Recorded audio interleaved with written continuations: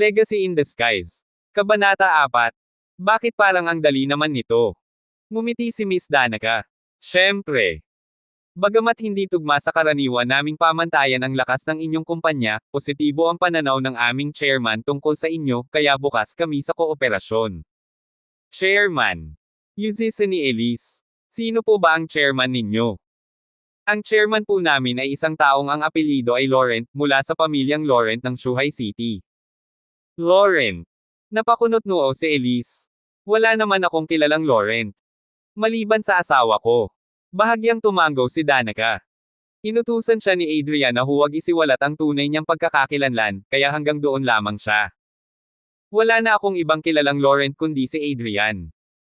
Hindi lubos maisip ni Elise na ang tahimik at tila walang muwang niyang asawa ay galing pala sa isang makapangyarihang pamilya. Muli siyang tinanong ni Miss Danica, Ms. Russo, nakita ko sa proposal na nais niyong humiling ng kooperasyon na nagkakahalaga ng 30 milyon. Tama po ba? Mabilis na tumango si Elise. Opo, masyado po ba itong malaki? Ngumiti si Danica. Hindi po. Sa totoo lang, maliit pa nga. Mas lalong nalito si Elise. Ano pong ibig ninyong sabihin? Ang sabi po ng aming chairman, taasan daw ang halaga ng inyong bahagi sa proyekto. Gawin nating 60 milyon. Sabay abot ni Danica ng isang kontrata. Narito po. Naayos na ang mga detalye. Kung wala kayong puna, maaari na po tayong pumirma ngayon. Ha! Tulala si Elise. Hindi niya akalain na ang Alter Group, na dati parang imposible nilang maabot, ay kusa pang naghanda ng kontrata para sa kanila. At higit pa roon, doble ang halaga. Ang hinihingi lang ng kanyang lola ay 30 milyon. Ngayon, bigla na lang naging 60 milyon. Bakit tila alam ni Adrian ang lahat ng ito? Bakit niya ako pinalakas ng loob kagabi? At ngayong andito na ako, bakit parang alam na niya ang magiging resulta? Sino ka ba talaga, Adrian Laurent? Sa sandaling iyon, isang hindi kapani-paniwalang ideya ang sumagi sa isipan ni Elise. Ang Laurent na binanggit ni Danica Dubois, siya ba ay si Adrian, ang kanyang asawa? Ngunit matapos ang ilang sandaling pag-iisip, naramdaman niyang tila imposibleng mangyari iyon. Paano nga naman? Si Adrian ay isang ulilang lumaki sa isang ampunan. Pero kung hindi siya, sino pa sa mundong ito ang magpapakita ng ganitong kabaitang walang kapalit? 30 milyon pa lamang ay sobrang laki na, ngunit ang kabilang panig ay agad nag-alok ng 60 milyon. Hindi niya napigil ang magtanong, Ms. Danica, maaari ko bang malaman, Adrian ba ang pangalan ng inyong chairman? Napabuntong hininga si Danica sa loob-loob niya. Ipinagbawal ng batang master na ipaalam ang kanyang tunay na pagkatao. Ang tanging maaari niyang sabihin sa publiko ay Laurent ang kanyang apelyido. Pero kung mahulaan ito ni Elise, hindi ba't babalik siya sa piling nito?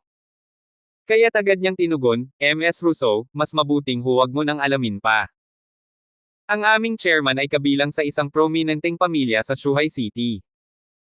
Mahigpit na confidential ang kanyang pagkakakilanlan, at wala akong karapatang isiwalat ito. Bahagyang tumango si Elise. Nang marinig niya ang tungkol sa isang tanyag na pamilya sa Shuhai, tila natauhan siya. Si Adrian ay ulila, imposibleng siya ay kabilang sa ganoong angkan. Siguro nga, masyado lang siyang nag-iisip. Paglabas niya sa opisina ni Miss Danica, tila hindi pa rin siya makapaniwala sa nangyari. Nasa kanyang kamay ang kontrata ng 60 milyong pisong kasunduan sa pagitan ng Russo Group at Alter Group. Para siyang nananaginip. Sa labas ng gusali ng Alter Group, namataan niya si Adrian. Agad siyang tumakbo palapit at masayang sinabi, Adrian, nagawa ko. Talaga. Lihim na ngumiti si Adrian. Ikaw ang asawa ng chairman ng Alter Group, paano ka mabibigo sa negosasyong ito? Ngunit nagkunwari siyang nagulat. Kaya mong ayusin ang isang komplikadong proyekto. Grabe ka, mahal ko. Nakakabilib ka. Ngumiti si Elise, ay, hindi ko ito kagalingan. Regalo lang ito mula sa Alter Group. Ha? Bakit mo nasabi yan?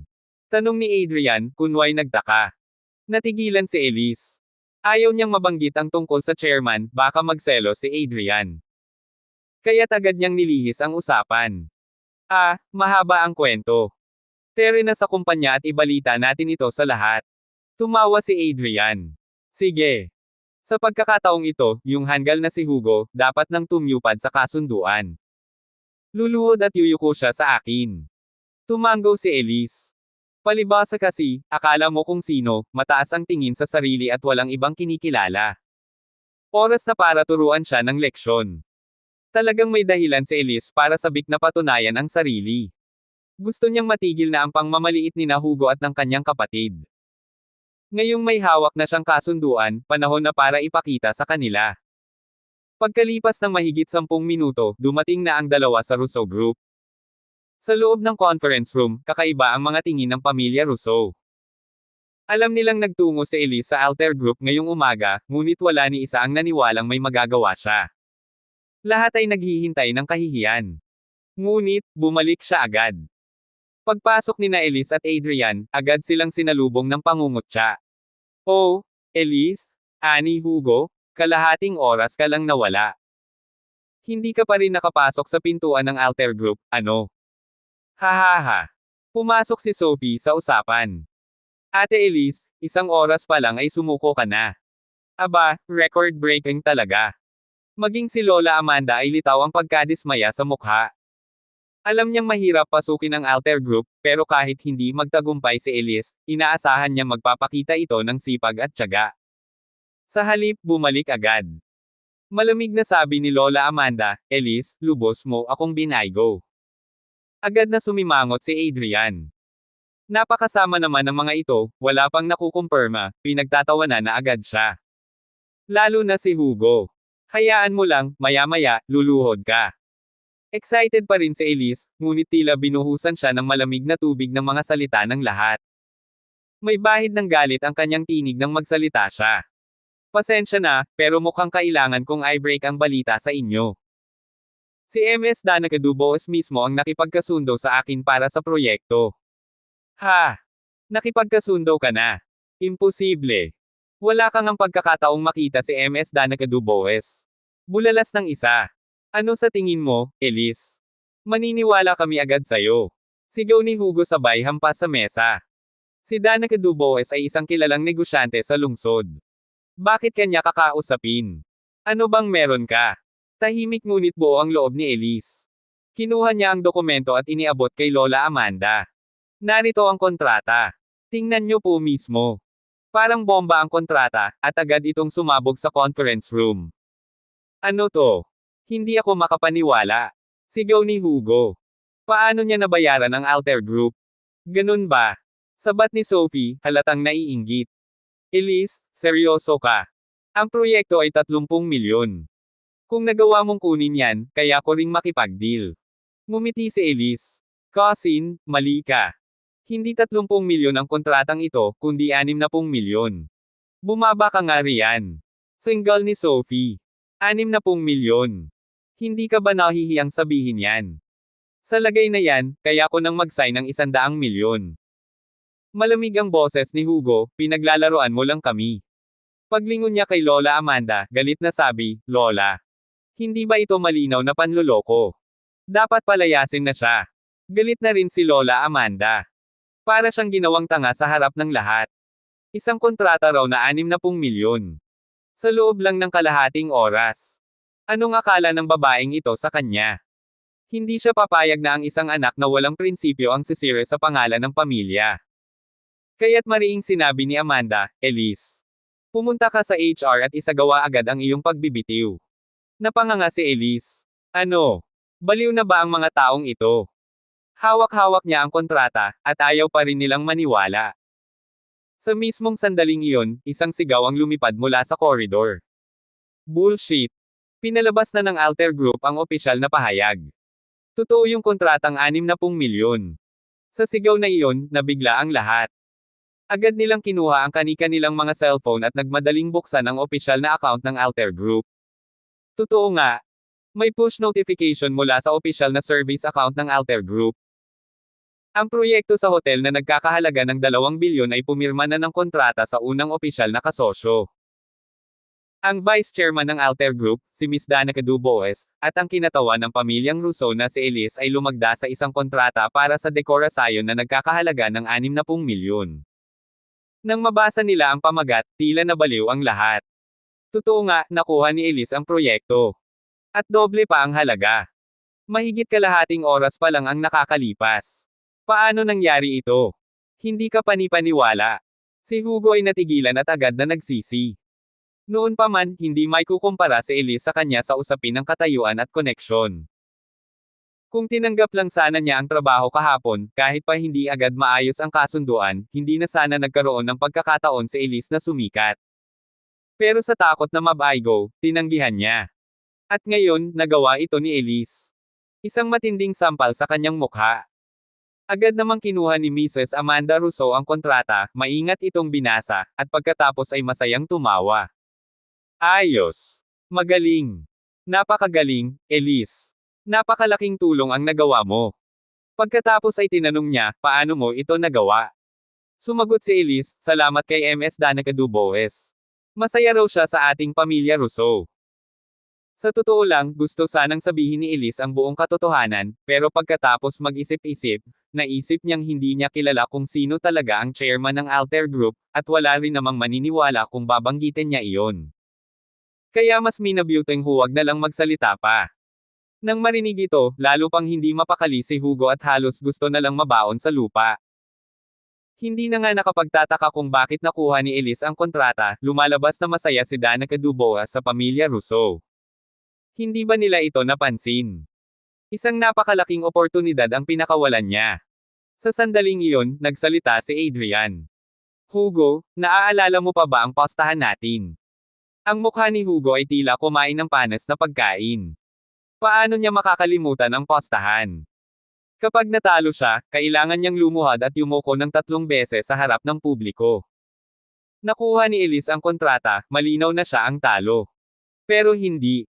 Hindi niya matatanggap na lumuhad sa harap ng isang gaya ni Adrian. Kaya't mariing kinagat niya ang kanyang mga ngipin at sumigaw, Adrian, ano ba? Isa ka lang hampas lupang umaasa sa tira-tira ng pamilya namin. Gusto mong lumuhad ako sa harap mo. Kalmado lang ang sagot ni Adrian, pasensya na, pero nagkasundo tayo kahapon. Kung sino ang umatras, kamatayan, kamatayan, kamatayan sa lola. Sinadya ni Adrian na bigkasan ng malinaw ang mga salitang, kamatayan sa lola. Bigla namang dumilim ang mukha ni Mrs. Amanda Rousseau. Tinitigan niya si Hugo ng malamig. Ano to? Gusto mong mamatay ako? Natarante si Hugo at napabulalas, lola. Niloloko ka lang ni Adrian. Gusto lang niyang mapahiya ang apo mo, at ikaw rin. Ngunit walang pakialam si Adrian. Hugo, tigilan mo ang panloloko sa lola. Tandaan mong nanumpa ka. Kapag umatras ka, ang sumpa ay hahatulan ng langit. Gusto mo bang isumpa ang sarili mong lola?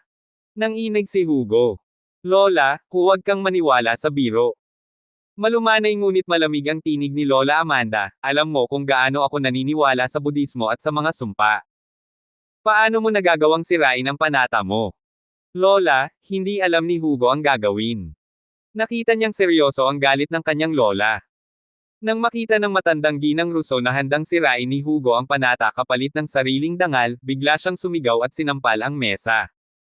Gusto mo bang tuluyang matupad ang sumpa? Lola, ako? Nanggalos si Hugo. Alam niyang kung hindi niya susundin ang kasunduan, mawawala sa kanya ang lahat. Pero kung susunod siya, matitibag ang kanyang pride. Sa huli, kahit labag sa loob niya, pinilit niyang ngumiti. Sige na nga. Gagawin ko. Tiningnan siya ni Adrian na may mapanoksong ngiti. Tahimik lang siyang naghihintay na tuparin ni Hugo ang napagkasunduan. Pakiramdam ni Hugo ay may pabigat sa kanyang mga binti. Mabigat ang bawat hakbang papalapit kay Adrian. Galit siyang kumakagat sa labi habang unti-unting lumuluhod. Flop! Tahimik na inilabas ng mga tao ang kani-kanilang telepono. Ibinaba ni Hugo ang ulo at nanginginig ang boses na nagsalita, nagkamali ako. Pagkatapos ay sumubsob siya. Ano raw? Hindi ko masyadong narinig, ani Adrian. Pakilakasan nga. Napilitan si Hugo na lunokan ang kahihiyan. Nagkamali ako. Ngumiti si Adrian. Ah, ganun ba? Saan ka naman nagkamali? Gusto na siyang saksakin ni Hugo sa galit. Pero wala siyang magawa kundi ngumiti. Mali akong pagdudahan ang kakayahan ni Elise. Pagkatapos ay inulit pa niya ito para sa lahat ng nakakarinig. Sobrang saya ni Adrian. Matagal na niyang kinikimkim ang inis kay Hugo, at ngayon, siya naman ang nasa itaas. Napakasarap sa pakiramdam. Samantala, tinitigin siya ni Elise, puno ng pagtataka. Pakiramdam niya ay may kakaibang pagbabago kay Adrian. Hindi niya maipaliwanag, pero naalala niya ang pagtaya nito kay Hugo kahapon, tila ba alam na niyang panalo siya. Saan nanggagaling ang kumpiyansa niya?